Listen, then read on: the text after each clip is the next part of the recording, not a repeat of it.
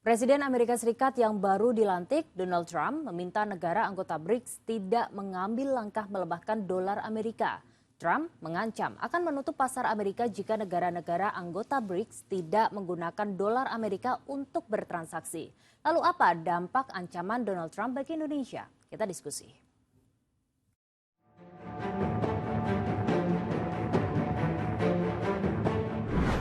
Presiden Amerika Serikat Donald Trump mewanti-wanti negara-negara anggota BRICS untuk tidak mengambil langkah melemahkan dolar Amerika.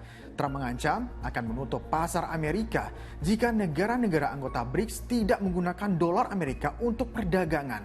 Apa dampaknya bagi Indonesia, apalagi Indonesia baru bergabung dengan BRICS? Sebelum dilantik jadi Presiden Amerika Serikat, Donald Trump sempat mengancam akan mengenakan tarif 100% pada kelompok negara anggota BRICS. Sejauh ini, anggotanya ada Brazil, Rusia, India, Cina, Afrika Selatan. Lalu kedatangan anggota baru seperti Mesir, Ethiopia, Iran, Uni Emirat Arab, dan yang baru masuk ada Indonesia. Beberapa negara lain juga tengah mempertimbangkan bergabung dengan BRICS. Trump bilang, kami akan menuntut jaminan dari negara-negara ini bahwa mereka tidak akan menciptakan mata uang BRICS baru atau mendukung mata uang lain untuk menggantikan dolar Amerika yang perkasa. Jika tidak, mereka akan menghadapi tarif 100% dan siap kehilangan akses ke pasar ekonomi Amerika Serikat. Kenapa Trump begitu khawatir dengan BRICS kalau tidak menggunakan dolar Amerika saat berdagang sesama anggota BRICS? Dolar Amerika Serikat masih jadi mata uang perdagangan global dengan berbagai tantangan saat ini. Namun, aliansi negara berkembang lain mengaku lelah dengan dominasi dolar Amerika dalam sistem keuangan dunia. Dalam pertemuan puncak BRICS pada Oktober 2024 lalu, Presiden Rusia Vladimir Putin menuduh Amerika mempersenjatai dolar Amerika dan menyebut langkah itu salah.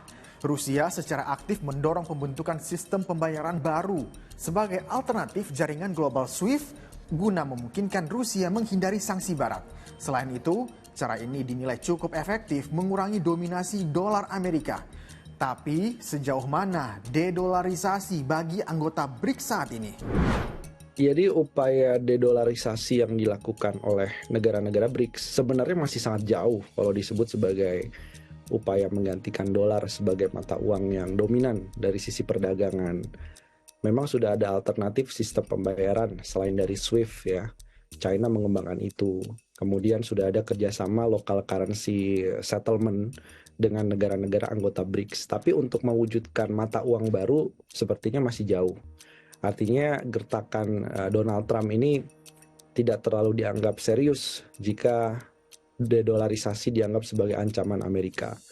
Karena itu pun juga tidak terbukti ya dalam executive order Trump yang dirilis pada saat 1 hari setelah pelantikan. Fokusnya adalah lebih ke arah mengantisipasi kecurangan perdagangan dengan China.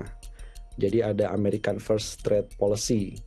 Tapi untuk spesifik bahwa negara yang menerapkan dedolarisasi akan ada kenaikan tarif atau sanksi, itu tidak ada. Jadi artinya ini masih gertak sambal saja dari Trump terhadap negara BRICS.